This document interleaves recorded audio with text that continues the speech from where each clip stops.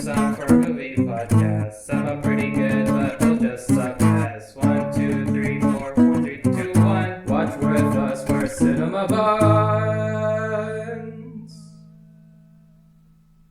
Let's go!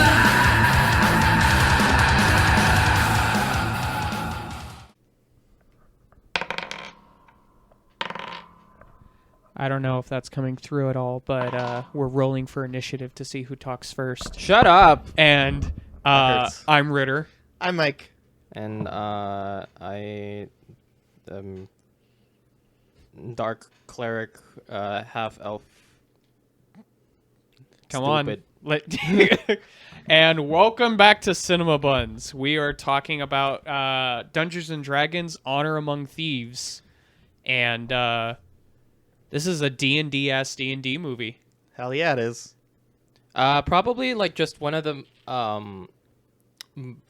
one of the most like the media that kind of just like takes D&D like in the tone that it's supposed to be taken. Yeah. as. Yeah. Like, something that kind of like takes it seriously and not as like just kind of like Internet because like memes. there were like several ways this movie could have gone. It could have just been a generic fantasy thing.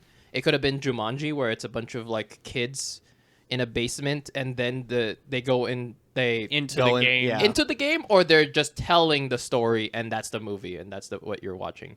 But instead, it's kind of just played straight with all of the elements of events that could happen in a D&D game. Yeah. Yep. Although it's not a high bar, very much the best D&D movie to be made. Yes. The jokes were great. They made sense with the tone of if you're playing D&D, these would be the jokes that your characters would say. I will say, like, very early in the movie, they set the tone for how the movie was going to be. And I don't think anything that happened out of that felt out of place or Yeah. unwarranted.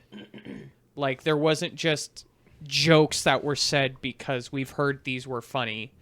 And none of the jokes are cringe normie D&D jokes like, oh, I rolled a nat 1 or roll for initiative. None of that actually happens. It just kind of naturally happens. It's played as if You're in the world you're of the in the world, campaign yeah. of a session that's going on. Because I was talking to someone at work and they're like, oh, so the players just become their characters like Jumanji? And I'm like, no, it's just the characters. No, you're just Yeah. playing pretend like when Yeah. you're in kids. Yeah. But like You're putting there are yourself rules. in their shoes. You can't just say that you're Super Saiyan God Super Saiyan and Yeah. that you are immune to all damage. Yeah. It's like, no, there's like rules, there's like stats that you have to follow and numbers that you have to abide Everyone's by. got their race and their class, which everyone does well as their class, except for Chris Pine, who is a bard that never does anything. Yeah, he does. He does. Name one spell. Well, I mean, bards don't have to. Well, Yes, they do. well, they have spells, but they don't have to use them. Actually, I've been kind of like Because- thinking about it. So the bard is best known for their ability scores. Yeah. Their Their charisma. Well, yeah, their I mean, charisma, yeah, their but charisma. their like their skills that they use because they have like a large list of like proficiencies that they can like pick up, and bardic inspiration, Yes. I was thinking which about is that too. actually Used quite a bit which is where like Chris Pine's character comes because in. he's always pumping up his team in some way, shape, Yeah. or form to do something. I guess he's Like providing. to me, he did party his buffs. job. Like what I didn't like see him as like, oh, he needs to cast spells that the bard has. He has abilities that he was using as a bard. I mean, like also I guess that makes sense. Yeah. I don't know what the official like character sheet is because like all of these characters have their own. It's character on sheets. D&D Beyond. They Yeah. had him. Oh, that's cool. Yeah, so they put even like I'm assuming Safina and like Forge too, like the bad guys Yes. too. I'm assuming, but I'll have to look that up. he's more like a rogue. no, he's a bard. I know he's a bard, but he's He's a bard with a subclass. when you talk of about rogue. like his early like backstory where he's like a harper and he like listens in on shit and whatever. That's very rogue-ish. Maybe. You know what? Hold on. We'll keep talking. I want to look up their D&D Beyond Okay. character sheets. But Yeah, Like, on D&D Beyond, they actually put in some of the magical items too. So they have that's really cool. the Horn of Beckoning. The porn of penis. I don't What? know. God. Because I can't The remember. porn of the suck because And- it sucks all of your souls. Anyways, the MacGuffin of the movie. Yes. And there's actually 2 MacGuffins in the movie. There are. You are correct. The other one is the helmet, correct? The helmet. Yeah. Oh yeah. shit, there are 3 MacGuffins. In the movie. Shoot, which one? What's the other one you're Are thinking you of? thinking of The the resurrection- sorcerers? the resurrection Oh, right. you're right. You're right. Yeah. That's right. That makes sense. Actually, so I there's- would argue that the helmet is not really the magical MacGuffin. It's like kind of a tool because I mean, really it's- it didn't It didn't do anything per se, but Not like that- it was a thing they were like. It was part of them like something they needed to get. you know what, it's a red herring. You A know little what? bit. I will give you that. I will give you that. Like as far as for their journey, yes, they needed to go get it, Mm-hmm. but like as far as like a story goes, it was a red herring. Yeah, and like so the entire give you that. the entire structure of the movie is very much how an entire campaign kind of like plays out because like every D&D session is basically a group of people and like they could all have starting backgrounds Yeah. and stuff and like just stories that the players can like make up. So that kind of plays into like how the movie is structured because like what's kind of like cool. Oh, they have the hither and thither staff. Oh, cool. I thought that I would assume that was a real item I thought It's that was not. I thought that already was a real item. I will say, and because there then- are a lot of like just transporting, teleporting items that Yeah. exist. So I assumed that was just a thing that already existed.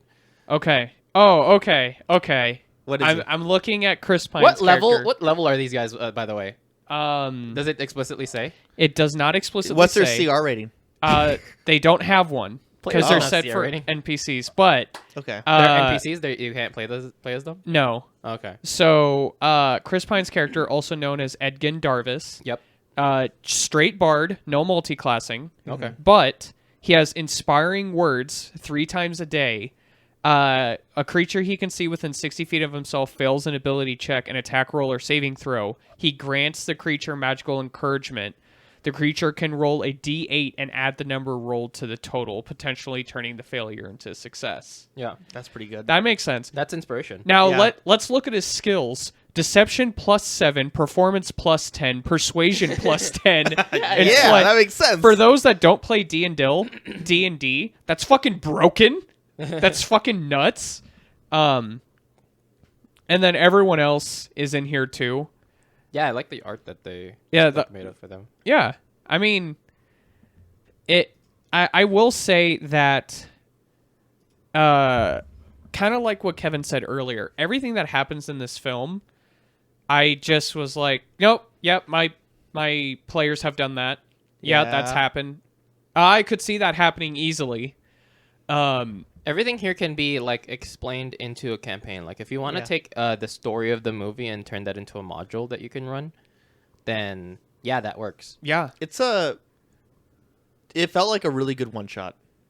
100%. I feel like it's longer than a one shot. Really? I think it's about the. I think it would would be say- about the pace I would of the say one- it's like. I a would say one-shot. it's a mini campaign, Okay, I can get with that. but Because there's like how many battle encounters, and then like the rest is just like you could do role play, but like Yeah. I mean, hell, knowing players, that whole beginning interview session at the jail Oh, could have God. lasted an by entire the way, I have session. no idea how impenetrable this episode is gonna be. Yeah, okay. So let's get to movies specifically, Yeah. and then we'll get more into nerd talk. I will say, I very much enjoyed the movie. I am a I little think non worried. D&D players, because like just talking to coworkers, like they enjoyed this movie I- straight on its like just comedy and like I guess Yeah. storytelling. I think non D&D players can enjoy the movie. It is funny. It is fun. the like- world building makes sense. Like Yeah. they can just say something is a thing that exists, and you can fully understand. Like, yep, that exists in the world. It makes sense. And they do a lot of show as well, because movies like this tend to fall into the trap of tell, don't show. Mm-hmm. But this one, there's a healthy medium between the two. And not only that, but like when they say locations, spells, creatures, or whatever, it doesn't sound like some other sci-fi shows where it's just like that's just some made up Yeah. bullshit that they threw on a page. Here, it's hard to describe. It kind of feels like it has more weight to it because the way that they kind of structure the world, it's a lot easier for you to buy into what's happening. So I think there- it helps that any like background you're given is shown in what's going on in the current moment. Yeah, because like they kind of just like describe the background and like what's going on in the world. So like Harpers are not a thing that exists. But like the movie just starts out with Chris Pine describing his backstory and that he was part of the Harper faction. It's a underground group of like I guess Mass Effect Spectres. Yeah. They're, like, Yeah. assassins and like And rogues and rogues for hire to stop bad guys. Well, and I mean, they I wouldn't say established they're that the rogues for bad hire, but the bad guys are the Red Wizards, and like you know they obviously they fucking look like Siths. So like I also that they have like great visual language. Yeah, Yep. I also like that when they start describing something, they know when to stop describing it. Because, like, with the Harpers, he basically said, you know, an organization, we take care of the world's evils and help protect the good. Yeah, and you're That's not supposed it. to take anything in return except you know I slipped and I had to pay for it with my Yeah, lifetime. he doesn't go into the Harpers have been an organization for 2,000 years, because that doesn't matter to the story. What Yeah. matters is his experience with the Harpers. Or like describing kind of like the background of the Red Wizards. Yeah. It's just like so they just go straight into a flashback, or like it's kind of like because it's like funny because it's like Zhenk like literally goes into the background trying to describe what Yeah. happened 200 years ago with the Red Wizards, and then Adgen is like, oh god, we're here for a history lesson. Yeah. So Well- like it's explicitly for the audience, but it's also for like the people in the group who are not familiar with like the backstory. well, because I like how they kind of did it was when they were explaining the Red Wizards, they just kind of they didn't really give any background. They're like, everyone should know the Red Wizards are bad. Yeah. And then later on, as the story progressed, you're finally given the history lesson of why they're so bad. Yeah, it's when you talk to someone who actually knows, yeah. is able to give more context. Yes. And I think that was really well done. Well, everything is like kind of just like surface level. You Yeah. don't have to. It isn't like Star Wars where like there's political intrigue and there's like subclasses of like political divisions and Right. a bunch of other shit that you need. You like, don't a history have to text- know a history background text. lore in order to enjoy what's It's all Yep. surface level like cliches and like just kind of like similar story beats that's similar to like fantasy Something and, like, digestible adventures, that whatever. you can get for this movie. And like because unless you're like a dungeon master who is like an aspiring fantasy novel writer, you're running modules that are very like surface level. It's like Yeah. it's like you go on an adventure, you're doing a job, or maybe like you're trying to find this artifact that's far away, and then you're just going towards that destination. And then you bring it proceed to back. panic when one of your players approaches a random non-NPC that you're like, oh, you see a woman. Oi, what's her name? And you're like, fuck! I marry here's- her. Here's what she sounds like. Here's her background. What does she know about the situation? And you're like, I don't fucking know. I guess she knows nothing. There. And then they keep doing it, and you're just like, stop. You're killing me. By the way, this movie is DM porn. Yeah. So Yeah, much. it is. Oh, fuck.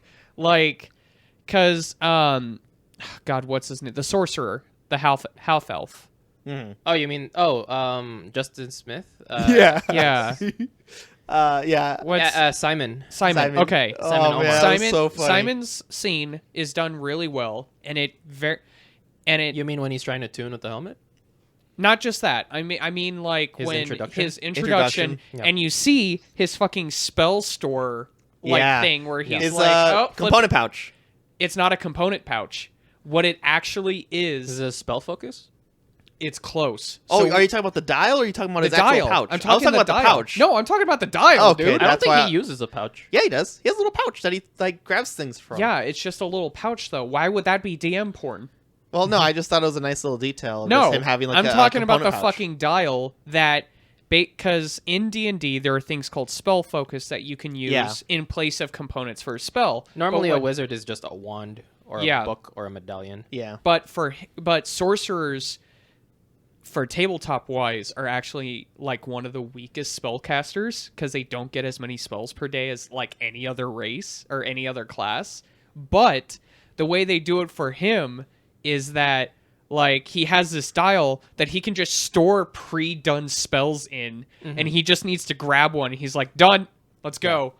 I saw that and I'm like, that's such a good idea. Yeah. Fuck. And like the kind of like fun in Dungeons and Dragons is like the creativity you can put into the world, and like just kind of like the tech you can put in. Yeah. I don't know if you guys think of the same scene as I am, but it was near the end when they were facing off against the big bad. Mm-hmm. Like that scene with the sorcerer. Well, That's what I'm saying. That's why I'm trying to keep it as vague as possible. Yeah. Like Well, I'm thinking of that scene right now when you mentioned that. we'll definitely get to spoilers in a bit, but I also want to mention that the characterization they did for each character I liked a lot, Yeah. because it is, especially for a D&D movie, it is really easy to make one-dimensional characters. They kind of like, they're not like too deep, but everything. So this is like a very competently made movie. Yeah. Yes. So like all of the characters are written with like some motivation, with like a small arc and a small like quirk to them, and it's like it can be just kind of like screenwriting 101, but like when kind of just like put together, when a lot of just kind of like real competent ingredients are put together into a movie, then it just comes out as like incredibly satisfying. And like you said, especially with a movie with these characters, it's easy to leave some characters like behind and not to give them like a proper arc, but I feel like everyone had an arc of some form, and like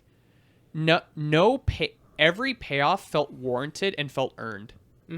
Nothing was just kind of done because the script said it had to happen. It felt earned, it felt right. I would like to say there were way more practical effects than I was expecting. That's what I wanted and to they were mention. fucking fantastic. Like you can easily have a CGI cat person, but it's just a person in a tabaxi Like mascot. animatronic. Yeah. No, it's like kind of like a puppet mascot outfit. Oh, so it doesn't look the best. It doesn't look they good, but that's so much I was about to charm. say, I wasn't a fan of how the Dragonborn and Tabaxi looked, but I went ahead and said, you know, that's fine, because I still love that you fucking did it. Yeah. There's the tabaxi baby is really good. Yes. Oh my God. God. Coming out of the practical giant fish. Yeah. I love the R. Cochran. Uh-huh. R. Cochran. That Yeah. fucking look. Jarnathan. Yeah. Jarnathan. And it was just like, oh my God, it's so good. No, so like so how that scene plays out, like comedy wise, it's very just like, it's very funny on its own, but it's like also kind of like what would happen In a D&D in session. a D&D session. Wait, there's an R. Cochran? Yeah. I grab him and I jump out the window. What the fuck? Okay. Yeah, and then it's kind of like up to a dungeon master to see how their players react to certain situations and to kind of like elevate it. If they do something awesome, then they want to have like a really good payoff for it. So like kind of just like one of the great punchlines that this movie starts off with is like, I was gonna sign your pardon anyway. No, I love that part. I think my favorite. We can spoil this a little bit. I think is like the whole thing of like the party like wanting this Ara Cochran there for this like event. So yeah, is just the dungeon It's master also just being like, nope, he's not here yet. yeah. The funny thing is, the entire time you think it's just because like he's gonna be more sympathetic to what they're saying. Yeah.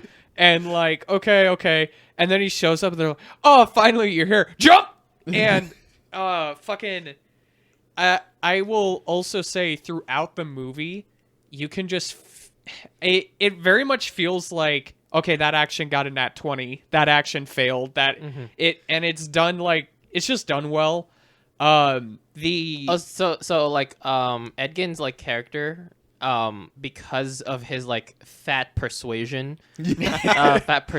like scores and like high charisma, like of course he would be able to get past his probation interview like really well. What's really funny is that scene reminds me specifically of an instance from an old game I played where I'm like, you see a big like metal door entry and the players took 30 minutes like, okay, are there traps? I pickpocket it? Do I look through? And I'm like, and in my head I'm like, it's unlocked. You just have to push. Just push the door. And then finally the barbarian broke it in, and I'm like, you hit it with all your strength, and it swings open into the wall and breaks. And they're like, wait, it was unlocked? None of you tried to open it. So that just, like, we would have pardoned you anyway. You didn't give us a chance to say one way or another. The Dragonborn also looked good. Yeah. Again. I think the Dragonborn looked the best of the other races that I we would saw. say the Aarakocra looked the best. That's my argument, though. Yeah. But everyone's going to have their preferences on that. I just liked his scales were kind of shiny a little bit, and I was like, ooh, yeah. shiny. But, no, this is a movie that very... And you almost would have been able to forgive them if they did mostly CGI for a lot of the movie. Oh, yeah. Especially for the other races, I was expecting it. Yeah. But there was a lot of practical effects. I think every person was a person in a costume. Yes. Yes. Every like NPC was Yeah, like a person. I don't 100%. think any Like, person only was CGI. monsters would be CGI. Yeah. And the backgrounds, of course. Yeah. I mean, I will say it's a fucking lot of soundstage. They got all their money from that soundstage, man. Yo, puzzles too. I was surprised about. I wasn't sure how they were gonna do puzzles in this movie. Oh, you mean like at their arena? No, I mean, like, it's the in first general. one is the bridge. Yeah, but, the, Oh, like, yeah, like yeah. just in general, how they were gonna do puzzles. Again, still felt like a tabletop Yeah, session. it was done really well. I was like, oh snap, okay. So like in tabletop, the dungeon master would sometimes have to like make up a puzzle or an obstacle that the players would have to get through, and sometimes they can fuck it up so bad that they can't do the puzzle anymore. yeah. Yeah. But still, The gotta- DM you has gotta to give 'em an figure out, out yeah. something. well, not only that, but sometimes the players could figure out like a workaround Yeah. that maybe the dungeon master Didn't even like, think of. So yeah. And also because like it's so intertwined, so I'm just gonna like kind of spoil like this particular like scene a little bit. That there was a small arc that Michelle Rodriguez's Holga's character went through, and from that scene she was able to get a staff that lets them create two portals. Yeah. Like to create like a portal. it's style. a portal gun. It's a but portal gun. D&D. Yep. And then later on in a later scene, they come across a bridge that asks a lot for you. Yeah. No, that was the joke though. Is that yeah, it was it's like- super complicated Oh, for no also, reason. they didn't know it was a portal stick Yeah. Yeah. until they fucked up the bridge. Yeah. So it kind of felt like the DM went, And they were starting, yeah, that because staff is they were going actually-" through things that they had to maybe try to Yeah. figure out a workaround. Yeah, and so like they fuck up the bridge like instantly, but because of something that the person that would play the Holga character like their story went through, that payoff carries on over to the main story, Yep. and then like that's one solution that they were able to use to get through like that particular obstacle. And also I guess like there's also like a thing with Simon's character in that he would be able to identify that that's a hither Yeah. staff. So like that's kind of like a movement in his character progression to like understand that and like kind of elevate his status in the team and like solve the problem. I also like how they, even if maybe normal audiences wouldn't catch it, they very clearly set the rules for certain spells and magic there as well. Because Simon's character did a lot of that. Yeah. Where he would describe like kind of the rules of like certain magical objects and like spells. like with the hither tither, he's like, I have to see where I'm putting the portal. Yeah. Yeah. To put it there. And not only that, but during like his introductory conflict, one of the villagers puts his hand over his mouth to keep him from finishing a spell. Yeah. Yep. So Yeah, because in that world, their spells sometimes needs up to 1 or 3 things. So like Yeah. a Either verbal component, like or what's the hand movement? verbal, Somatic, somatic. material. And Yeah. material. Yeah, And so you either material's the only one that can be used with a spell focus. So you can focus. replace material with spell focus, but Yeah. like casting a spell can either just be you just say something.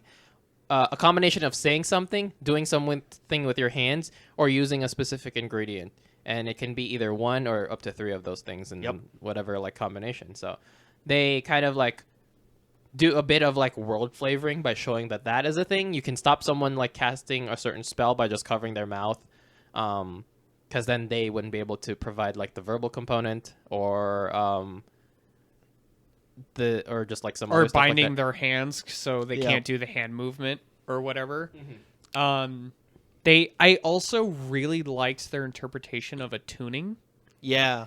I mean, like it's what I kind of like understand as, but like yeah, that is kind of like That's one way to see how to it's a attune to something. it's a way for a dungeon master to incorporate an item into a person's like character arc to Yeah. elevate like the experience for someone playing at the table. And I mean, for the movie in particular, it works really well to build up Simon's arc, because like his whole thing is he has absolutely zero self-confidence. And it comes from like being in the shadow of his ancestor. Also being a wild sorcerer. Yeah. So like it's there's a lot to play off there. And like for the tuning scenes, it's kind of about him just like confronting his own doubts and like having the confidence to do what he needs to do. And like in the movie, as soon as he puts on the helmet, everything kind of goes inky and he's just in the attuning thing. And everyone else, like when it fails, everyone else is like, what the fuck happened? It's like, I was in there for like 10 minutes and they're like, dude, as soon as you put on the helmet, you just flew back. So I think that's a really fun way to like interpret that it's like it's an instantaneous thing to everyone else because magic.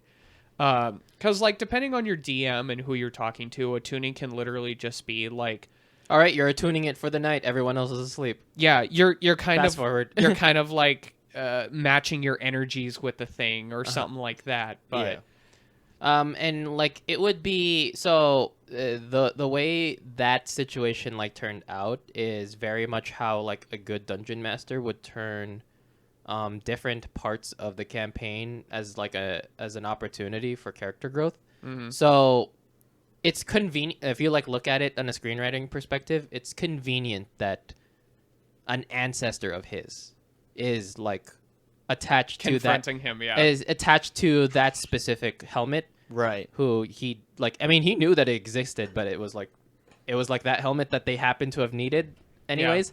So like, it's convenient from a screenwriting perspective, but like in a kind of just like campaign. Well, I in a- didn't. in like a I tabletop didn't setting. see it as like his ancestor. Well, it had- wasn't. Well, I mean, I don't know. I I didn't- don't for not spoilers' sake, but there's a reason why he sees it as an ancestor. Yeah, I didn't see it as like his ancestor directly had interacted with the helmet. I saw it more as the helmet itself was bringing forth an image of his ancestor to represent his self-doubt. Okay. Yeah, because that's what I thought too. So it's less of a competition with like an entity and more of the like helmet reflecting the user on itself to see if the user will like get over it. It's up to you. You are the only one stopping yourself from getting this head. Yeah. And it was also like kind of him because Doric was like, I'm not giving you head until you believe in yourself. Yeah. Which is a great motivator, you know. Yeah. Yeah. I also thought Dude, that a like druid that can wild shape? Bruh. Yeah. Bruh? Bruh. I also thought the motivations of all the bad guys and stuff They made sense. they made sense and they were interesting. It's something you can easily make up. And it's Exactly. understandable. It's not like too deep. Forge isn't like a gray character that No, is like he's just like, I like money, fuck you. Yeah. and Safina is just like, you know, a puppet of the greater lich that's trying to take over the world that isn't too important in the grand like scheme of things. No, you just not need, really. You just need a big bad guy, big bad Yeah. evil guy, and like, Another arcing plot over the smaller arcing plots. yeah. And so what's kind of great about like this movie in general is that it doesn't rely too much on the base like Adventures in Forgotten Realms like But world. I think it uses it effectively. Yes. Because they're using already established cities and like areas. Yeah. And although even if you don't play D&D, having these They're for those people that know. Yeah, Yeah. and having these presented and having them be in places that have been fleshed out over decades, Yeah. it makes the world feel more concrete. Yeah, and more because grounded. the city of Neverwinter looked good. Yeah, it looked great. Looked I fantastic. kind of Like, wanted to see Baldur's Gate. I did too. I wanted to see Baldur's Gate so bad, and they didn't do it. And I was like, I guess I'll have to wait for the video game. Guess I'll have to wait for the next movie. Yeah. Yeah. Um, And like just like one of the throwaway lines they did is like, "This is a seal of Mordenkainen," and then if you know who Mordenkainen is, he's like just kind of like God. Like he's just like Jesus. He's The wizard, biggest- wizard Jesus. He one is of the Wizard big- Jesus. the one of biggest, baddest wizard that's ever wizard. And then they go on to, and then like Simon, because his role in the movie is being, since he's a spellcaster guy, Yeah. in the party he has to explain all of this arcane history. So he's like, "This is a seal of Mordenkainen. No, we can't get through that. He's like the best wizard ever." Yeah. That's enough. That is for- enough. That's all you That's need. all you need. That's all you need. He's like, I can't even get like I'm not gonna be able to get through that. I don't know anyone that can get through it. There's nothing that can, Well, except for the Helm of Disjunction. The what? Damn it! The helmet of dispelling. No, Yeah. it's Disjunction. I'm a disjuncture. then Fuck. Do it. what it does Finish is that. it dispels, Say it in the mic. but like it needs a fancy name. Yeah. But it is a helmet that just Well, yeah. dispels stuff. Oh, like I also Dungeons and Dragons items are like, it's not like they're named like kind of just plainly. It's just bag of holding. It Sword- holds a lot more than sword it of would. +3 damage. well, I mean, you have to remember that it's still a Yeah. movie and they need Well, to give it and, some name. and obviously it's like a wondrous item. Yeah, it Wonder is blank like of one- blank. Yeah. Yeah. So unless it's like specifically named like Stormbreaker, Yeah. then- Also, like a helmet that can just disenchant things or dispel things, pretty good. Yeah. I mean, like this spell is already like a level 1 spell, isn't It's it? level 3 spell. Okay, whatever. And it also And doesn't also- have that yeah. big of a like effect area. Yeah, it would only like do one thing, whereas this helmet seemed to do like a whole Anything entire in its wave. range. Yeah, And anything anything. within a wave, a cone, in front of what it looked It like. feels like a giant It looked like- radius because it he, was a cone. because he like EMP'd the entire city. No, he EMP'd a cone. Because remember, you see it like expand as it went Yeah. out. Okay. And then it was hitting things. But it was a giant ass cone. it was a giant cone, but it was a cone. This is the biggest cone I've ever seen. It made me want a scone. But I'm trying to think. Is there anything non-spoiler we want to get into I- before we? The The CGI was competent. yeah, the spells looked good. I didn't No. have no problem with how the spells looked. I don't think I was disappointed there was no fireball. That was I probably my mean, biggest yeah. disappointment. I don't. No, there was fireball. We'll get into that in the spoiler section. was Yeah, there was. I don't- will say there okay, was. I probably blocked that on my brain then. But I will say the CGI was competent. Nothing looked terrible. Everything looked decent. And some of the stuff that was like, I think some of the stuff that if they had it in like bright light would have been a little bit harder to look good. Like the intellect devourers, they had in like a darker setting, so it made them Yeah. look better. Mhm. But overall, They I made thi- him look cute. The Yeah. color palette for this whole movie It's very was colorful. very good. Yeah. I love that. They Also, some of the cinematography choices are Yeah. like not something you would expect to see in a movie like this, and they work really well. Like, there's one scene where Dork is going through this portal, and it's like a full perspective shift. It's from the trailer. Yeah. But Yeah. it's where she's like because the portal's upside down, so she drops down and then like goes right side up. yeah. And but it's done well. It's pretty sick. There's Simon using the dial and the camera vehicles into the dial, so it rotates with his Yeah. finger. Yeah. It's just like dumb shit like that. It looks cool. And like every fight scene, every like intense movement, all of the transitions, all the camera movement made it so you got to see the really cool shit and get cool shots, but you never lost track of what was happening in a scene. Because there's been some shit I've been watching right now where it's really fucking hard to keep track of what's happening and why they're there. Meanwhile, in this movie, like, even though they're doing all this crazy shit, in your mind, you still know where you can still everyone is follow and what is everything. happening. Yeah. With that, anything else before we go into spoiler territory? I think one of the funniest scenes that gets brought up by a lot of people that aren't familiar with like Dungeons and Dragons, that they found really funny, is actually like the cemetery scene. Yes. Yeah. So like there's a scene. Ask 5 It, questions. it was in the trailer, so you can talk. Yeah, about it was in the trailer, but it's like it's just it's a gold mine for well, it's just one of those things that like if you're like comedy writer, then it's just like kind of like a really great bit that you can like lean into. Yeah. Because they're like, why is it only 5 questions? I Yeah, don't so you can like there's great things you can like talk about like just the entire absurd concept of it. Yeah. Like you can bring back someone from the dead, but they can only answer questions for you. They can't live their life, and also like there's the bit that they want to die. There's Yeah. also the bit where they accidentally ask questions that they don't mean to be questions. Yeah. There's then There's my, like the semantics you can make fun of. Yeah. and then one of my favorite bits is like they keep pulling people who are like, "Yeah, I was at the battle," and then what happened? and then they I show don't them know. they died. I tripped while getting out of the bath and I fucking died. So they're just unearthing all these people. Like, who fucking knows what happened? But it's like a very like funny situation you and your buddies can talk about after like the game is over. When Yeah. you're, Yeah. When you're like out at Buffalo Wild Wings or something, it's like I can't believe we like dug up an entire cemetery to try to figure out where the helmet is, and turns out that no one knew where the helmet was.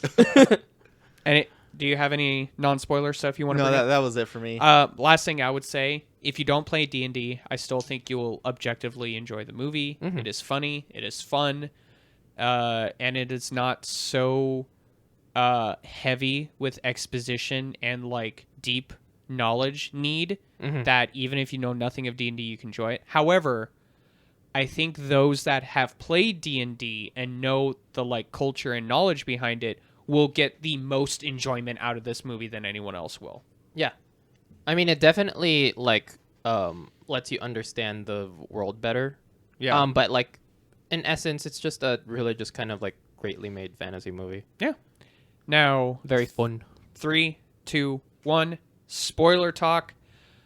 Okay, Mike, what you were going to talk about when Dork turns into an owl bear and is just holding Safina. Safina and just into the ground. Her we have a Hulk scene. Yeah, just keeps banging her into the ground. It's like, I think you got it. Safina barely moves, and she's like, "Fuck off!" And then just bop, bop, bop. I was also Oh, talking about fuck. the two hands scene when they were Yeah. when they're fighting with the, hands. the flesh hand and, And the the earth earth hand. hand, yeah. By the way, the fireball. When Safina is like coming down after them, multiple fireballs are hitting. sounds like near meteor. them. Yeah, though. that's a different spell. It could. Yeah, I guess. No, but like there's I don't. Okay, think that there was the an- closest you got to fireball, man. I wanted fireball. but It's fine. there were never crowded scenes where There was no where yeah, Simon they- would be able to Yeah. cast fireball. I liked false. the- What about when before they ran into Thunderclad, and the group of undead assassin people? I Oh, Zhang took care of them. Oh yeah, he did. I appreciate the little detail about the little anti-magic bracelets. Yeah, I think those exist though. I'm sure they do, and it makes sense that they would. I just like that the movie made sure to be like, hey, like we need to make sure they don't try to use magic to solve their Because problem. so the weird thing is that Dork solves a lot of problems by being able to fly. yeah. Which is a problem for a lot of like people who are trying to make obstacles for the players to do. Yeah. A person could just fly, look up, and see how to solve the maze. yeah. Yep. So you need to have like some way to like in world limit the character's And actions. and what's funny is there's even a moment where Simon is like, magic doesn't solve every problem, but yet it's you can't just magic a solution into existence. But I do like the but you can wish for it. I do like the purposeful intention of showing the audience like, hey, everything has its limitations, and like the whole fun of D&D is like figuring out solutions to these limitations using Yeah. what you have. Yeah, exactly.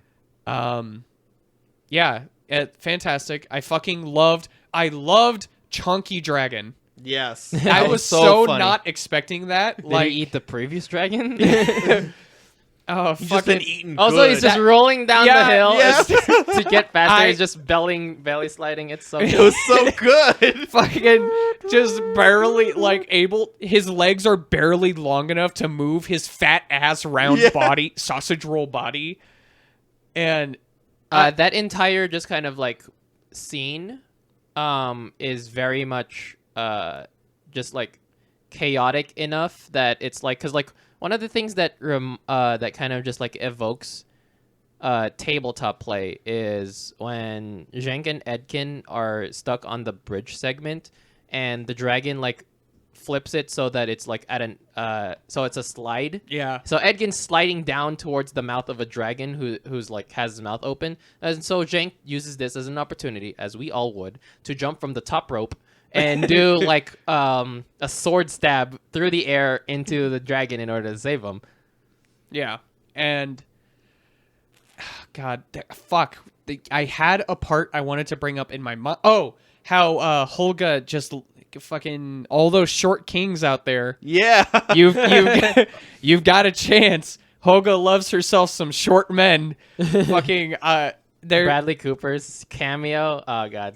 That was so funny. And I love that Bradley Cooper just plays the perfectly innocent and calm and just pleasant guy who's just real into hard ass women. Cause like there's the moment where his like current partner comes in and she's just covered in blood and shit, and and then when during the award ceremony and she sees the like halfling giving her the medal and she's like biting her bottom she lip. like bites her lip like and he's like, hey. It's like, fuck, it's so good. I do think all those tiefling players out there got gypped a little bit. You were expecting like a I more wanted- demonic looking I wanted more- tiefling-looking tieflings. instead of just Sophia Lillis with a tail horns and and horns. tails. yeah. Yeah, I mean, I didn't know what race she was during the trailers, but like her saying she was a tiefling, and I'm like, okay, sure. yeah, I kind of felt the same, and like honestly, I didn't even notice she had a tail until she used it like 20 minutes after she was introduced. Mm-hmm.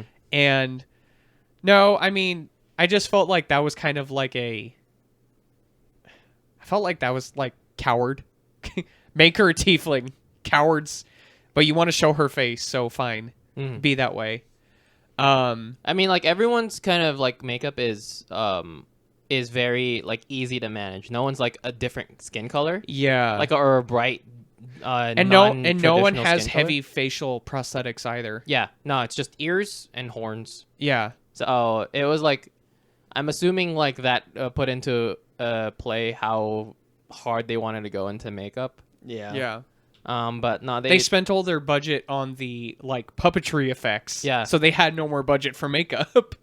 But all in all, everything like just kind of looked good. The people look good, backgrounds, like everything like looked good. Yeah. And there was something I was reading online that I kind of agree with in retrospect, to where 90% of all D&D stories, be they official or in your own tabletop, are heist stories in a nutshell. Yeah, because you're trying to steal an artifact or something. Or a woman's heart. But no. Or you know, it's like a Helen of Troy type deal where you're trying to rescue a damsel in distress for a prince or something. I don't know. Yeah.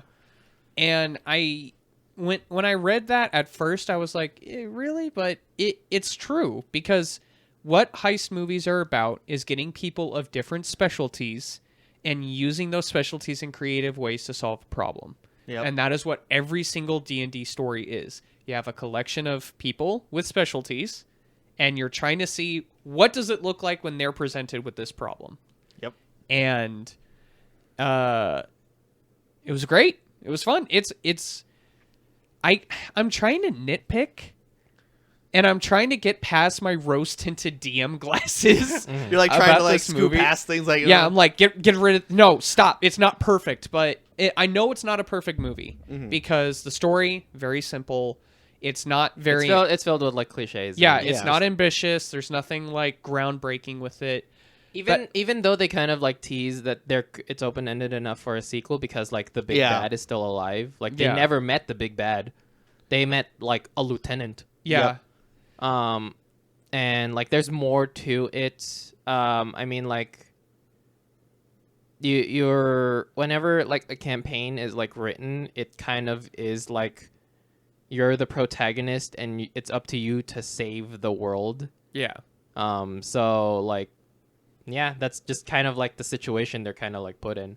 Yeah, but granted, on a campaign, depending on how much your DM wants to do, that campaign can last all of 3 months or 5 years. So Or Yeah. 20. or 20. Yeah. Yeah. Yeah. It completely depends on what's happening. And, I think it's with them being able to lean on some of the cliches and some of the simple, like, story that allowed them to be more creative with how it was done. Yeah. And, I will say this. The first trailer I saw of it, the first thing that came to mind, holy shit, this looks like it's going to be garbage. I'm so excited. And then It was like Well, which one was the first one? the first trailer. Yeah. I don't remember. It was so Because the first one I saw was the graveyard one. it's the one where they it's the scene right after they met Forge and he sent them to prison, and then Holga is talking about like, oh cool, what axe is that? Did someone Yeah, forge yeah, that? yeah. So it's the scene of her taking the tile, blocking it, and then just beating them up while he's trying to is, undo. Yeah. Edgin is trying to undo his ropes. Like Yeah. that scene was the trailer, and then they played a bunch of clips and I other mean, stuff. in context, And in that was and I a think really good moment too. Also, Yeah. also, I had very little faith in Hasbro being able to do anything, especially after the huge D&D debacle that I happened. think Hasbro was kind of hands off on this. He was kind of like, No. were they really like, Dude, a this stickler for was them? made in a Hasbro studio. Yeah, but I know. Yeah, but like, what I'm they- saying is like they don't the, handle any writing or creative Right. anything. They just give out the licenses for Transformers and shit so that other people can make movies. Well, I don't know if you guys have been seeing any of the stockholder meetings and stuff like that. Hasbro is planning to change that very aggressively soon. They are trying. Trying to do more things in house. Well, besides they the want whole more creative control over their properties. yeah, besides the whole open gaming license bullshit that they tried to pull with D&D. yeah, that they finally stepped back and that. Yeah, and they lost hard. Yeah. They have announced multiple times that they've said, and I quote, D&D is one of our most underutilized properties we Yeah. own. And I think in doing so, they're planning to try to be more hands-on with some of the creative aspects. Poor 'Cause- wizards, man. They're just being like, please, no more, Papa. We Just just leave want us to make our alone." stuff. Yeah, but we'll see how that turns out later.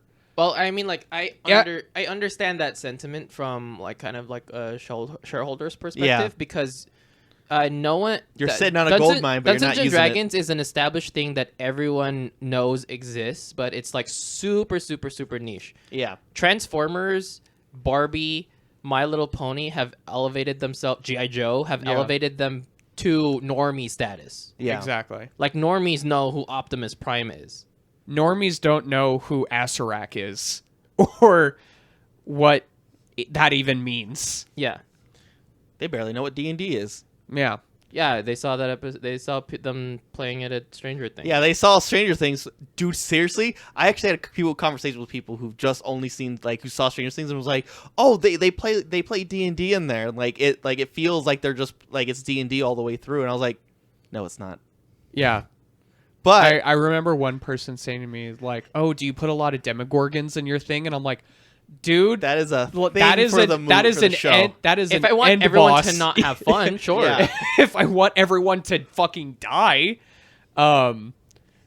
yeah, because I told them, I'm like, yeah, the names they're giving, like, the bad guys in Stranger Things, those are, like, high-level fucking baddies, which is why they And they're named more them like that. placeholder names, if anything, when you think about it. After seeing the show, they were just placeholder names. Well, duh. They just needed to name Dungeons and Dragons stuff. Yeah.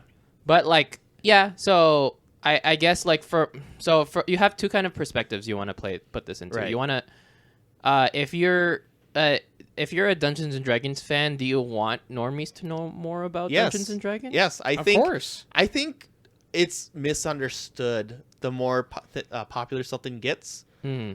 I think it's all because it is a double-edged sword. Like, I would like more people to know more and like more of the stuff I like, Mhm. because then it becomes normal, and then I can start having more conversations about it. I- But it could also get commercialized to a point to where it's too far from its original material, to be what I It's too far from the like spirit of what it was. Yeah. And I think the most common reason people bounce off of D&D is Is it like- numbers?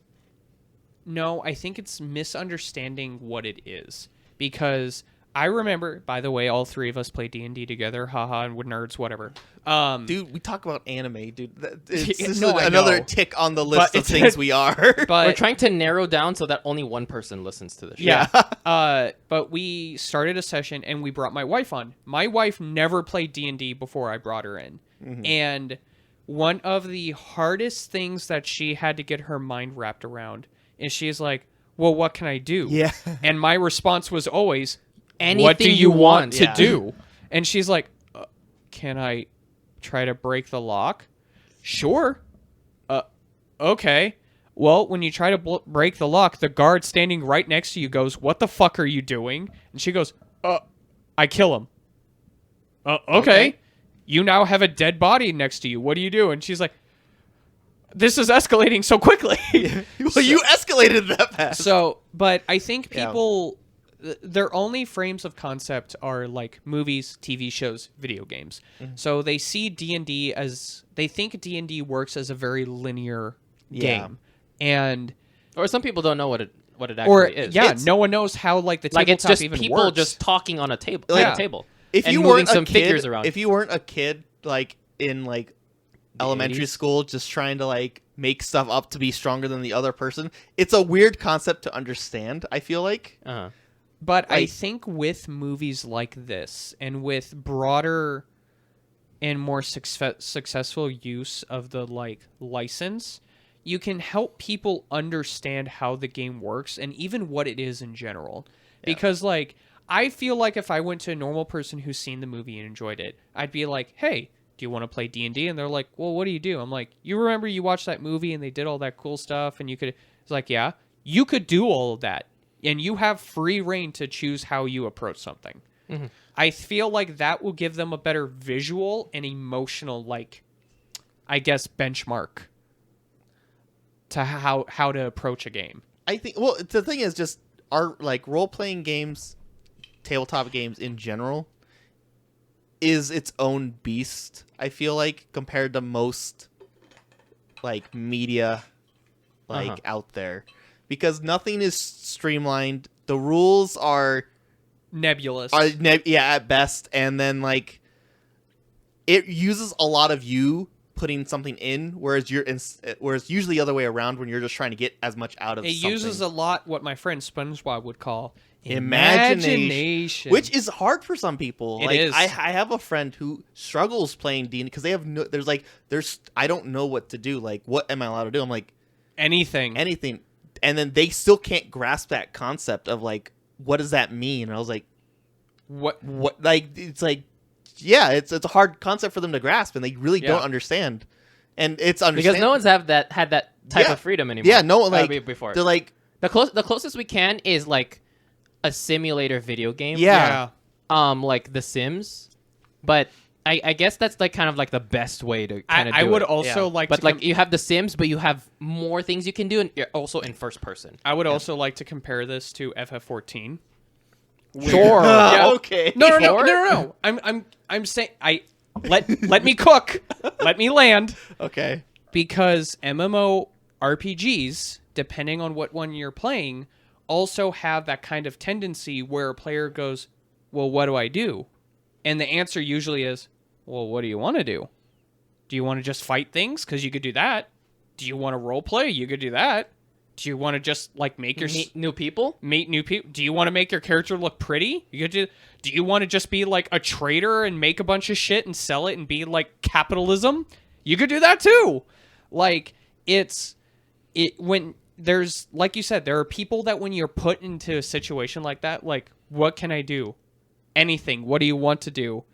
When people get stun locked by given that much freedom. All they've known is that they're in There's first rules person, and and there's that they things to have a do. gun, and that they have an ammo counter. Yeah. And that they're bad guys, they and have they they have have to a shoot, and they have to get they from have a point A to point B. specific list of options of Yeah. this is what you can do. Choose Yeah. one. Yeah, because I was talking to them, and because they play board games, Yeah. but like we've already established, like role playing tabletop games is a Are different different. beast Yeah. than regular board games, because they know what to do when it's like just a board game, because there's Yeah. rules, there's an objective. Go do you think- can only have these options in order to accomplish that objective. And I think one thing that makes tabletop a very different experience also is that let's compare it to board games, keep it fairly like centered. Yeah. So board games, you can definitely tell if you're going to have fun or not depending on the game itself as well. Because there are terrible board games and there are really good board games that in and of themselves, they inspire like fun play. Sorry, this is one of my favorites. Just saying. D&D is only as fun as the group you're playing with. Yeah, And how kind of just like interactions. creative And cringe. the They dungeon are- master is. Yeah. Because like Yeah. the dungeon master like gets a lot of like pressure and to Yeah, make sure that the entire group has fun. Like they're hosting a party, and then like you are all actually The food's imaginary. The guests are imaginary. So it's actually it's kind of like realizing it kind of is like you're a dinner party host Yeah. that is hosting a murder mystery dinner party, Yeah. and it's up to you to create the scenarios, and the guests are investigating everything themselves. Yeah. Yep. So yeah, that is except you're talking about what you're doing, not you're actually getting down on your knees trying to fiddle under a cabinet. You're describing that your character is going to get down on their knees and fiddle around under the cabinet. And so something funny with Dungeons and Dragons in and of itself, depending on who you talk to, it might be a recommended venue to start off with if you want to get into writing. Yeah. Because That is a very dangerous road to walk, though. It is, but I think because it teaches, because I'm talking about this from a DM's perspective. I am not a perfect DM. I have sessions that I have not planned well enough and that I probably should have done better. And you guys can disagree or agree if you want.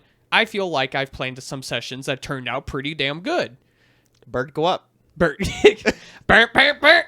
But fucking I think with that it teaches you to improvise with stuff. It teaches you to be flexible with how you set things up. And it makes you understand the balance between all of the characters that are in play, because like if you're ignoring a character in a written story, that's whatever, but if you do that in a session, you're ignoring a human being that you're not doing anything for. Like you're giving them no fun by like just ignoring them. So And that's a hard balance. yeah. DMs, we see you. I don't do better. I'm fucking forever DM, man. But you know what? I will say in the end, I've already said it. See the movie. You know what I feel like is the final end goal. Like when we've reached this point, that means that like Dungeons and Dragons is now at the same level as like comic book superheroes. I thought you were going to say Monopoly. I think Monopoly is also like a little bit too niche. Not everyone's going to be down to play Monopoly. No, but everyone knows what Monopoly is. Yeah, Monopoly is a boomer board game for Now, boomers. because like Ritter and I enjoyed watching the most recent Acquisitions Incorporated stream live from PAX East. Yes. If that is broadcasted in a movie theater, and no one will watch it. but like if we reach a point where it's fun to go and watch a streamed session with a bunch of people rolling dice on a screen, and we're all watching it together in a giant auditorium, that means that kind of like Dungeons and Dragons is now part of like kind of like the zeitgeist. It's part of like just an everyday thing you can do. You can go out to watch a movie. You can go out to play a campaign or watch someone else play a campaign. And I mean, that's a fun thing you can do on a Friday night. Another thing we for some reason haven't mentioned, the fucking Critical Role show. That like anime, not even just the streaming you're show. talking about, Vox Machina Vox on Machina. Amazon, which Yeah. has done Really good. fantastic numbers. I haven't seen season 2 yet, but I want to. It's pretty good. Yeah, I'm sure it is. I have no doubt. I think I'm about halfway through it. It's pretty good. I want the whole season to come out before I watch it. But no, it just like you said, Kevin. I think because I would actually argue Dungeons and Dragons has been part of the zeitgeist for decades. I just don't think it's been part of everyday knowledge. Mm-hmm. Well, I mean, there was a good part when playing Dungeons and Dragons was the devil. Yeah, the Satanic Panic. And yeah, so But superhero comics were also in the same breath. Yes. You can't read superhero comics because it's like satanic. Well, that, and then they had to do the comics enforcement board. nice. Yo, you can't have them be doing drugs. Can't have them be doing this, and this. Mm-hmm. Yeah, that went away after. And then the like, 90s came out. Yeah, and then everyone went, "Fuck you, Yeah. doing our thing." And then what's his face, McFarlane? Yeah. I'm just saying the 90s was the solution to the 80s. I don't know if that's a good or a bad thing, but We all could take that as it is. yeah. Do you guys have any other like thoughts or anything? By the way, Hugh Grant has infinite charisma. He's Oh, always yeah. funny. Chloe Coleman, stay the daughter role. She's been the daughter in Yeah. like 5 movies. 2 of them this year. She's in 65 yep. and Dungeons and Dragons. I remember her in My Spy. Oh God, yeah. Apparently she was also in Way of Water, but I don't remember. But yeah. Just Go funny. watch the movie. Yeah. I'll probably buy this on Blu-ray when it comes out. I liked it. I'm gonna force my child to watch it and say this is D&D. If anything, this gave me some ideas for my own campaign. Dude, that's why I said this is DM porn. Yeah. There's so much that happens where I'm like, I was I was grinning. like, damn, that's a good idea. I was grinning- Damn, that's a good idea. I was grinning ear to ear. Meanwhile, I had the notes app on my phone going, That was some good stuff. okay, how can I change it so my players don't know Recognize I'm it, I'm- directly copying the movie? Yeah. But with that, I'm Ritter, I'm Mike. And I'm Wizard Kevin. and you can find us at Twitter at Buns Cinema and on our podcast. Bye. 1, 2, 3, 4, 4, 3, 2, 1. Watch with us, we're Cinema Buns.